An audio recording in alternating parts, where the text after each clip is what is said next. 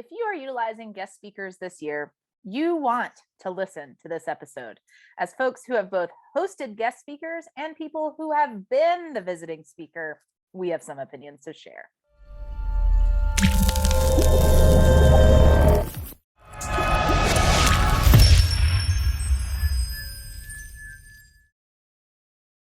Do you ever feel like you're spending so much time at the office that you have no time left for camp? With UltraCamp, you can track attendance, manage staff applications, and streamline registration so you'll be back outside in no time. Find out more at ultracampmanagement.com/campcode. Welcome to Camp Code, a podcast brought to you by GoCamp Pro. We have created and are dedicated to this podcast because we believe that staff training is one of, if not the most important part of your job as a camp director. Staff training is what prepares your staff to care for their campers, to feel confident in their skills, to do their jobs to the best of their ability, and to learn along the way.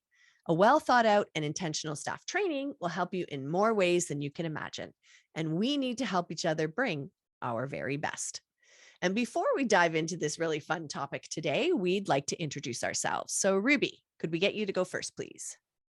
I'm Ruby Compton. My pronouns are she, her. I'm the Chief Exploration Officer for Ruby Outdoors, and I work to support camps and outdoor programs, both in Western North Carolina and all over the world. Excellent. Thank you very much. And Gabrielle. Bonjour tout le monde. My name is Gabrielle, and my pronouns are elle, she, her, and I'm the camp director of Camp Ouareau. I'm one of the camp directors of Camp Ouareau, my goodness. And we focus on creating a positive community for gender minorities. Thanks, Gab. And I am Beth Allison. I'm co-owner of Camp Hacker and GoCamp Pro. My pronouns are also she, her. I am a camp consultant and trainer, and my big passion is building solid, supportive, and purposeful community through intentional and thoughtful leadership training. All right. Many of us choose to have guest speakers come in to participate in parts of staff training. And if you don't, we highly recommend you look into it. It's great for your staff to hear a different voice, learn from an expert in a particular field, or even just feel as though you felt it important enough to bring someone in just for them to give them something more. However, bringing in somebody new, perhaps who's never been to your camp before, or sometimes any camp before, can create challenges. So how do we best set them up for success, not just for them, but also for our staff? So we're going to do things just a bit differently today. And rather than a round robin of ideas, which we usually do, one of us will do the before, one the during, and one the after. So I'm actually going to go first. All right. So just like anybody new coming to camp, they need to be set up right. I would treat them the way I would treat any new staff member or volunteer. So prior to your guest coming to camp to present, or perhaps doing something virtually for you, I think it would be incredibly prudent to share with that speaker 3 things. 1, your needs. What need or needs can this speaker fill for you? Why are you asking them to come to speak? What do you hope they can do for your staff? What purpose are they serving? Why are you not teaching this in-house? So 1 is your needs. Number 2 is your expectations. What do you want your staff to be able to know to do or execute by the end of the speaker's time at camp? How will you be able to tell your staff I've learned this?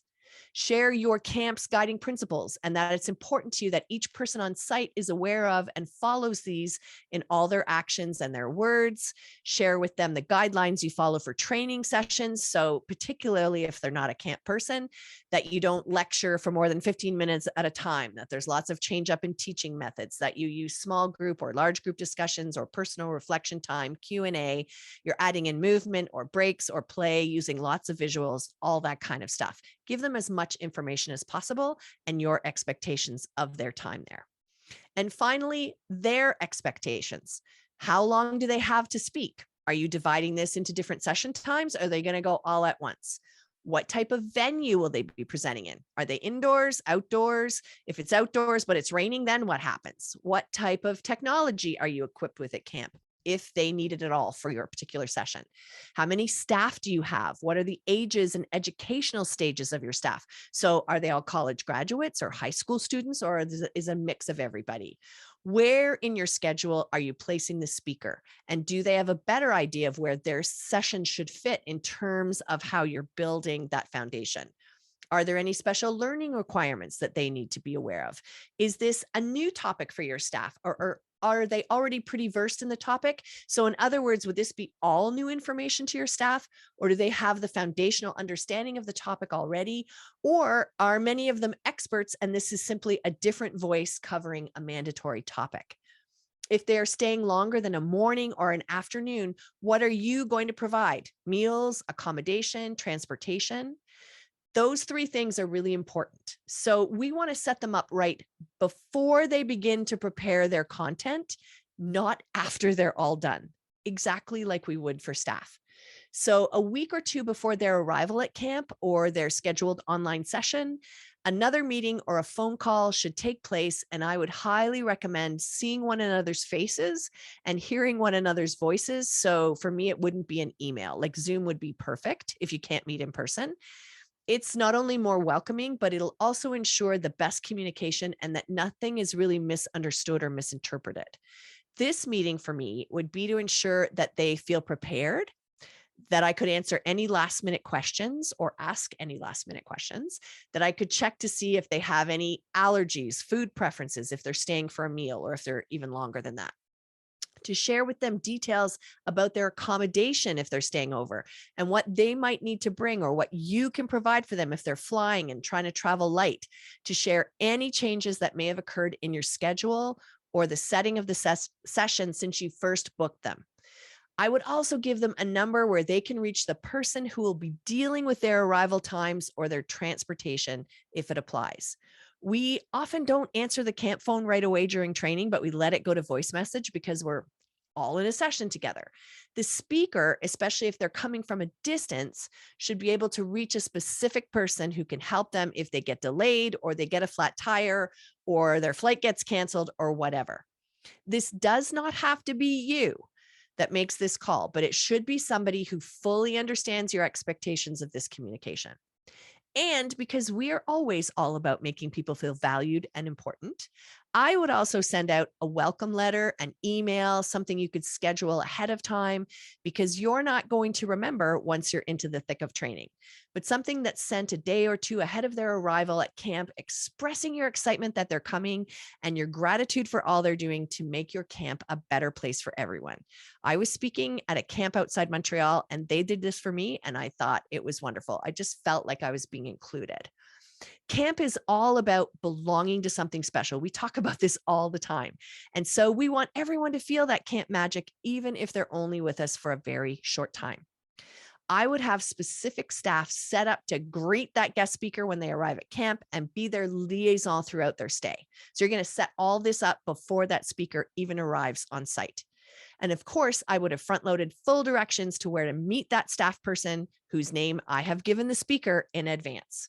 Camps can be large, confusing places when somebody arrives for the first time and all of the staff are busy together doing something during training. So I myself have wandered around sites looking for somebody who can tell me where I'm supposed to be. And I can tell you it is not a welcoming feeling, particularly if it's raining. Michael Brandwine once told me of an experience where he arrived at a camp in the middle of the night due to flight delays, and nobody was up and he wasn't exactly sure he was going to the right cabin and there were no lights on and so on. And I'm sure it felt really uncomfortable to be at a camp in the dark, in the woods, when nobody was there to greet you and you weren't exactly sure where you were supposed to be because you had never been there before. So set up your speaker with a staff member who's going to be that go-to person for questions, to help with session setup, tech issues, whatever they've got. And this staff member for me would also eat meals with the speaker to ensure that they feel comfortable with all the particulars of the dining hall etiquette, because let me tell you, it's different at every single camp and dining halls can often be very loud and overwhelming.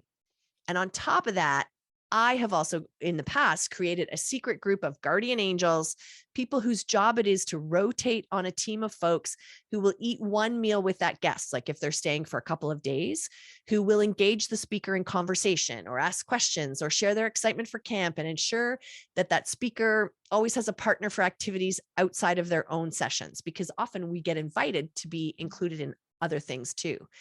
Lots of times speakers come for a long way and they're at camp for a few days. So being camp people, we like to join in the rest of those kinds of activities. We're just working here on making folks feel included and wanted. And it's great practice for when campers and their grown-ups arrive at the end of training. So it's not just about making your camp look good to a visitor. And finally, I would also front load with my entire staff before the guest's arrival. Shocking, I know. A quick post-meal 10-minute session asking my staff what specific actions we can take to make this person feel welcome. I would actually get up and make a list with them and use this time to talk about how we greet visitors on site. Do you shake hands? Maybe we don't do that anymore, but what do you do? Do you introduce yourselves? Do you smile? Do you make eye contact? Do you say hello as they pass you in the breezeway? What's your camp's way of greeting people? How should we conduct ourselves in a session with somebody who's not from our camp? And then despite all of our front loading, they may not do things the way we're used to. So trust me, I've spent time at camps where outside of the sessions I've led, very few staff members chatted with me or even looked at me as we passed one another on a path. And I had to be the one to make the first move. And that tells me a lot about a camp and the work that it needs to do to make outsiders feel welcome. So ask your staff, how should we conduct ourselves in a session with somebody who's not from camp? And, they might not do things the way we're used to. How do we handle things if they say something that's a little bit different? How do we handle things when we know that this is not something we should be doing? So I would be determining some terms of teams of people who would like to do things like create a welcome sign for the end of the camp road, or design a card that gets secretly passed around to staff after the session or the sessions and before the speaker leaves. All of these ideas should come from your staff. Get them involved and have them take ownership. And I would have a staff member, not you, if you can help it, prepared to share a bit about this speaker with your staff prior to the guest's arrival. So I was at a camp where they asked me for some bio things, like fun facts about me. And when I got to camp, I found out they knew these things already. So do you like Lego? Does your speaker have 12 years of camp experience at camp so-and-so? Or did they travel the world after university? Just little tidbits of information for your staff to know, to engage the speaker in conversation outside of the session time. So ask for some of those tidbits when you have your meeting prior to your arrival. And by setting your speaker up right with a full understanding of your needs and expectations, and setting up all their expectations, and setting up your staff right so they're prepared to be as welcoming and as ready to learn as possible, not only ensures that you'll have a great session with the speaker and your staff will be better for it, but you've also helped to ensure that all of those people have gained some great life skills along the way. So as usual from me, it's all about the front load. So we're going to be right back after we hear from our sponsor. One of the reasons I enjoy working in the camp industry is that camp people always want to help. Camp directors are problem solvers. And actually, I would argue that camp directors often have the superpower of bringing out the very best in the people around them. Imagine if your camp registration software could bring out the best in your people at camp. Well, UltraCamp can. When you visit ultracampmanagement.com/camp code, you can download their free guide about building connections with campers and find out how UltraCamp offers you control over your registration software. You can automate your billing, create custom reports, manage your hiring process, which includes integrated background checks. You can communicate with your customers and donors and add in the efficiency of automation where you have a platform that you can put to work for you. UltraCamp's goal is to provide resources so their clients can spend more time in camp doing what they do best. If this doesn't sound like your registration software, don't you think it should? Visit their website, ultracampmanagement.com/camp code, and set up a time to chat. They look forward to meeting you. All right, we are back. So we talked a bit about what to do before your guest speaker ever arrives at camp. Ruby, what advice you've got for folks who bring in a guest speaker during the speaker's actual time at camp? Okay, I'm going to try to lay these out kind of in order. And most of the speaking stuff that I've done up to this point has largely been just for the day. So I'm just rolling up and then doing a talk and then leaving, or coming to teach a class and leaving.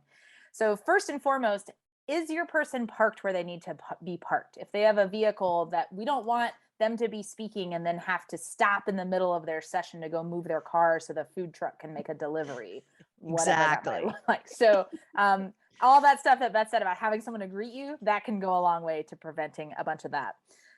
Also, confirming what the times are. Sometimes your schedule shifts and we forget to pass that information along. So make sure that you're ready to say, hey, we're going to have you here in this space. And these are the times that we have you down for. Does that still work for you? I also think and I think this is a better conversation for the director or whoever has been in charge of kind of managing this relationship up to that point. But share the ooze. This is one of my good, very, very good acronym, which is share anything out of the ordinary, OOO. So is there anything that's happened up to this point in training that maybe would be helpful for you to know? Is it, hey, we just had to fire 2 people yesterday, or oh, we've had 4 staff members that have had deaths in the family. Like, maybe don't talk about death, right? So there could be any number of things, but if there's anything that just might be helpful for the speaker to know, either topics to avoid or topics to weave in to their talk, let's try to make sure we give them a heads up on it if we can.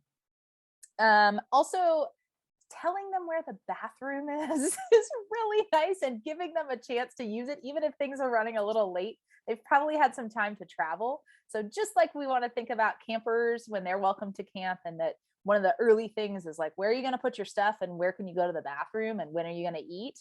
Like, we want to make sure that we can share that kind of information very quickly with your speaker as well. And especially if you're talking about somebody who's bouncing from camp to camp to camp, I'll be honest, we don't remember until we're there. We roll up and we're like, oh, okay, wait, which camp is this? Oh, you all are the one with the pit toilets. Great. Like, so just make sure you are ready to share that information. Offering to have somebody who can help with any setup, be that unloading materials from a car or from a cabin, or arranging the training space in a particular way. It's really nice if you are able to say, hey, so-and-so is here and available to help you. Do we need more? We can get more people. Making sure that is on point. And also taking the time to test the tech, be that in person where you're using a projector with a laptop or sound or whatever, or if that's on Zoom or on a virtual call, just making sure you have a little chance before things get rolling to make sure the screen share is working, making sure that the audio, especially on clips, are working. That always seems to be the thing that it's like, it was working 10 minutes ago and now it's not. So make sure you test that stuff. I think also having a conversation, again, if it's not the director who's kind of doing the welcoming, but maybe was managing the relationship leading up to that person, that speaker arriving on site, having the director and the guest speaker touch base, sharing the ooze like we talk about, but also what is the director planning on doing during that time that the training's happening? Do they plan to be participating and observing and watching? Is this their opportunity to run to their office and get some work done? I have some camp clients that is 100% what they use me for. They're like, you take the staff, we have a day in the middle of the week that we get to take care of all the stuff we need to do. And we know you're giving them the stuff that they need. And we've obviously, as Beth talked about, front loaded ahead of time. So they're really clear on what the material is that I'm covering, so that they can build off of that throughout the rest of the time.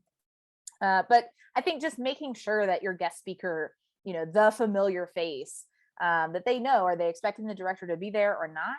And checking in on what is next.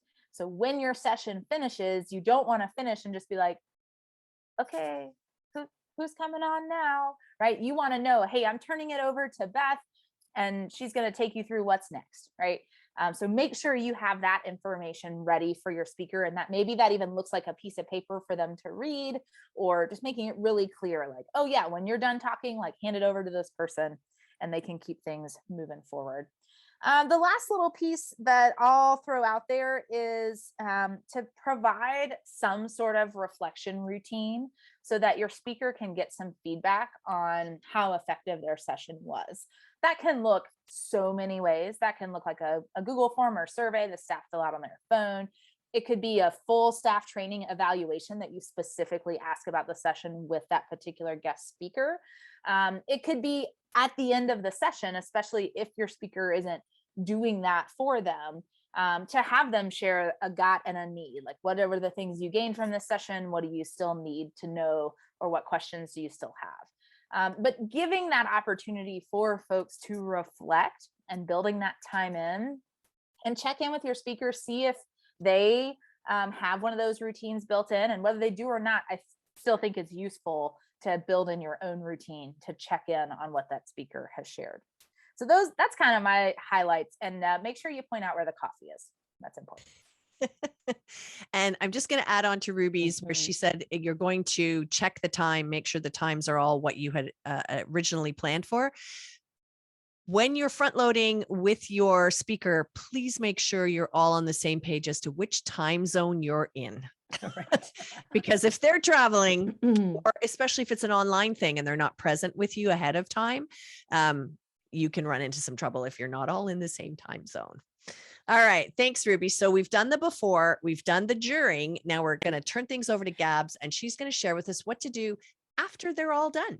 Pew, pew, pew. Now, listen, team, if you give somebody a camp bandana or a baseball cap or a coffee mug when they leave, and that's it, and you say, thank you so much, here you go. Honestly, good job. You're really, really busy.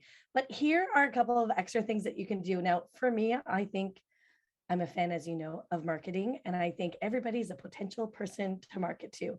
And I really think that somebody in a position that is an expert in whatever they're talking about, if they have a positive experience within your organization, it really motivates them to talk about it. And I love being talked about in a positive way. So here's some ways of doing that. Assign a staff member or a couple of staff members to grab some quotables and from that session, and then post on Instagram or Facebook those quotables by that person's name. Obviously, consent is number one, but two, this makes them feel good. You can tag them. Then if they're tagged, then other people know that they're at your organization. Two, your families. People don't know how much time and energy we put into staff training. So parents are like, what? They have guest speakers. What's the trickle down effect? Families that have campers that are there, like, wow, they really take care of our kids. Staff members who have families that are paying attention are like, oh, they're actually learning stuff. So something like that. Second, a questionnaire for the speaker. I'd have them do it on site before they leave, and I would set that expectation in the front loading piece.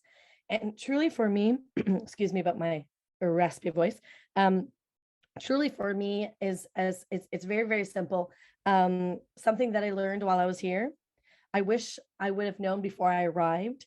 Something that I wished I could have touched upon but didn't have time. And if I came back, I ... So just this sort of little information I find is so helpful. One, just for feedback for you, but two, like sometimes we don't have time to reflect for that, even speakers. And I think especially speakers that help camps out, it's such a whirlwind it's so intense for those individuals. So just so that they can pause and think, and then you get that information, I love it. Lastly, I would go with a thank you postcard. I love, okay, full transparency, I'm not great at sending postcards, but boy, am I happy when I get a postcard. And that's why I'm not in charge of sending postcards. You have staff members that like writing, let them do it. Give a couple of postcards, say you're in charge of sending a postcard. It needs to be genuine from you. You're not speaking for the whole staff. And please say one thing that you learned and how that's going to help you this summer, and send it to them. That's just, honestly, that's just keeping the work that this person's doing. That's, finances is one thing, a good meal is another. But what keeps me going is when I know I am impacting people. And speakers, they come and leave immediately, and they don't get to see the efforts of their work. So I truly think that a postcard, a thank you note is something that's wonderful. And it's even nicer to get it in the mail from a staff member or a couple of staff members. So a survey, Instagram post, as well as a thank you postcard. And hey, if you can throw in some swag, throw in some swag. Nice. I also received a thank you card once, like 3/4 of the way through the summer, talking about how they use the stuff they learned from me. And that was very encouraging to me. I loved that. Yeah. It's so wonderful. And it's thoughtful. It's simple, people are thoughtful. And it's putting it in your calendar. It's just Yeah, putting your calendar and saying like, exactly. oh, this is the day that we're doing that. And it's assigning it to somebody because camp directors, camp pros, you're Yeah. busy with taking care of emergencies. So sometimes those things seem like you don't have time, but there's somebody that will benefit from that. So yeah. Absolutely. Thank you so much.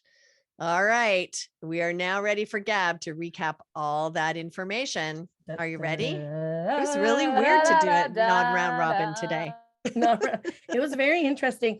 But I will say that it does show that our show is really front loading focused and forward. You really truly are setting up a best case scenario when you put some time and energy. And the way that Beth set it up for me, honestly, is in almost two separate categories. Before people arrive, when you're communicating with them, it's almost like a staff interview. And when they're on camp, it's almost like you're treating them like campers. Keep that in mind. So before they arrive, have that main conversation. What's inspiring them? What's excited about them? Why do they want to talk about what they want to talk about? Understand their awareness of their content. Help them understand your culture and what focus you're going with. So we're looking at your needs and their needs. Once they arrive onto camp, listen, this is a perfect training opportunity before campers arrive for staff members to legit practice what it's like to take care of somebody. Ruby has often said, don't tell, show. So we want to get that into the minds of the staff members. We show them where the washroom is. We show them where they can park their car. We show them that we care, that they're here. Here's a big sign. Here's some snacks because you missed lunch, but we're making sure you're going to have something to eat. We're assigning staff members to think about how do we want to welcome this person. And guess what? We, of course, want to role model that for our staff when they came. So whatever you've done when you welcome their staff, we can use that as examples. But before they arrive, it's almost like a staff interview, onboarding, etc. Once they're on camp, we want to treat them like campers. Basically that they're the most important person on camp. Once they have arrived, I am a fanatic on where people park. I think that was imposed on me from my father at our camp. And I am so anxious when I arrive to camp and where do I park? I almost get to the sign and I just stop. I'm like, no, I know there's a place where I'm not supposed to go and there's a place to go. Make sure that you have signage, that it's clear. I love the idea of providing a schedule of the day or the next couple of days, even if they're just there for an hour. I need context. So go after that context. Something that's new that I just learned, out of the ordinary. That would have saved a lot of sticky situations for myself when I've done some guest speaking. Where's the bathroom, food, your stuff, where can you put it? Basically assign them a personal assistant / camp person. Also make sure as a camp director, you're saying hi. And I also love the what's next. I've also been left with a bunch of people and saying, I do not know what we are to do now. So what next? Let's put that at the top of our list. And then, as I said, Instagram, Facebook, sending that postcard, doing a little mini survey. And that's our recap for today. Thanks, Gab. Even with your croaky voice, it was perfect. I know. So sorry, team. Sorry for the people that are listening at home. You're doing great. You're feeling much better this week, and that's what matters. That's true. Yeah, absolutely. All right. So here is how you can get involved. Tell us your thoughts on this episode by using the hashtag Camp Code. And you can also tell us things like topics you'd like us to discuss or guests you recommend that we talk to. Any great leadership training tips that you have to share. We would love to hear from you because, as we say every single time, we are all about sharing in this industry. And if you found our podcast to be useful, we would love it if you could leave us a rating and a review for us in your podcasting app, because your feedback does help us keep the show going. So if you want to contact any of us or all of us individually, this is how you do it. Ruby. You can email me, ruby@rubyoutdoors.com. You can find me on Instagram @rubyoutdoors, and you can find me on Twitter @rubylyn85. Thank you so much. And Gabrielle? You can contact me at info@ouareau.com, OUAREAU.com. And you can follow me on Instagram @Gabrielle Raill. Raill takes 2 L's. Thank you. You can email me at beth@gocamp.pro, or you can find me on Twitter @Topaz. For our next podcast, well, we only actually have 2 more left this season. I cannot believe how time flies. Our next topic will be the top 9 things to do with your first-year staff members when they arrive at staff training. Our final segment on each podcast is a best practice for leadership training. And again, we would love to hear from you some of your memorable moments or your most effective tips. And again, you can tell us what they are using that hashtag camp code. And this week, our best practice comes from Gabs. And our best practice is inspired by Ruby. So, when there's like a light bulb that goes off on your brain and you're like, whoa, that makes so much sense. I had more like a football stadium light that went off in my brain. And recently, the three of us were running a course on getting ready for staff training. And every year I like to evaluate our staff training, and I like to look at who's coming into staff training and does this model fit and does the content fit. I also can get really overwhelmed by details and trying to do all the things. And I try to keep things simple, but sometimes it doesn't happen. Ruby had presented this wonderful activity exercise for us to look at what are our core objectives for our staff members. What do we want them to experience by the end of staff training? And for me, I know this year I'm really focusing on our staff building strong connections with one another, trust mainly being one of the main goals, where they feel comfortable enough to make mistakes in front of each other. And I really want to prioritize that. And there's a couple of others that I have. And I was like, how do I do this? How do I do this? And I had a couple of sessions in mind. And then Ruby was like, why don't these core values, let's say there's 4 of them, could be trust, could be healthy risk taking, it could be just etiquette in saying please and thank you and awareness of others. And look at every single session that you're leading, policies and procedures, waterfront safety, and how can you put in some of those core values within all the different sessions that you're running during staff training. So during policies and procedures, for example, with these core values, and we want to talk about team and trust and et cetera, one of the things that we're going to be looking at is actually during days off, we want to talk about how everybody can go into town and what does that look like, and a sign up list. And that's just going to be encouraging team development and connection. So for me, I'm looking at staff training through this lens, where how can we have these 3 or 4 core values represented not in every single session, but almost every single session, so that you're not having that one team building session, but team building is happening throughout all of the sessions, or almost all of them. So Ruby, thank you so much for that. It's blown my mind and has changed the way I'm focusing. And it's so simple. I hope I gave it justice with how I explained it, but for me, this is just the bee's knees. Thanks, Gabs, and thanks, Ruby. Camp Code is part of the Go Camp Pro podcast network, and you can check out all of our other podcasts at gocamp.pro/podcasts. There are some amazing people with really wise advice, so we really encourage you to look them up, give them a listen. And Ruby is going to share with us a bit about what she has listened to most recently. I'm just going to read off some episode titles. So here we go. Number 40, self-care and/or community care. Number 39, how does camp apply to the corporate world? Number 38, is all fun created equal? Number 37, beyond eco-anxiety, climate change.